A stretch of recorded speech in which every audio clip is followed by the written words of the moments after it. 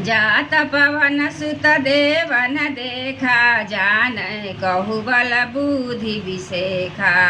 सुरसा नाम हिनके माता, पठैन आई तेहि बाता। देवताओं के ने पवन पुत्र हनुमान जी को जाते हुए देखा।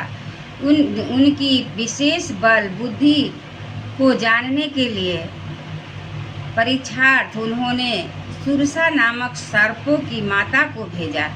उसने आकर हनुमान जी से यह बात कही, आज सुर न मोहि दीन यहारा, सुनत पवन सुत कह सुनत बचन कह पवन कुमारा।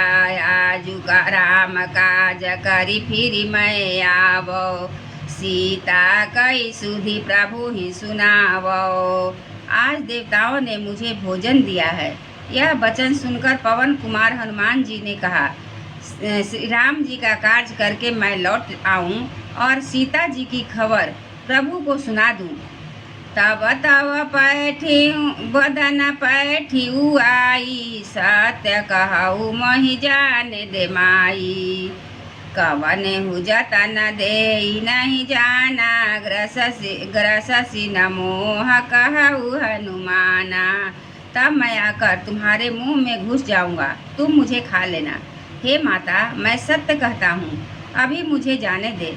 जब मैं किसी भी उपाय से उसने नहीं जाने दिया, तब हनुमान जी ने कहा, तो फिर मुझे खा ले,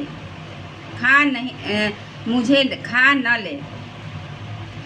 जो जन भरी ते ही बदन पसारा, कपिक तनु की न दुगुन विस्तारा। सोरह जो जन मुख ते ही ठयऊ, तुरत पवन सुत 32 भयऊ। उसने जोजन भर 4 कोस में मुंह फैलाया। तब हनुमान जी ने अपने शरीर को उससे दूना बढ़ा दिया। उसने 16 योजन का मुख किया। हनुमान जी तुरंत ही 32 योजन हो गए। जस जस सुरसा बदन बढ़ावा, तासु दुगुन कपि रूप देखा।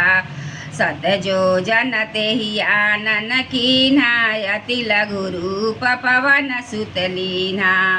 जैसे जैसे सुरसा मुख का विस्तार बढ़ाती, हनुमान जी उसे दूना रूप दिखाते थे।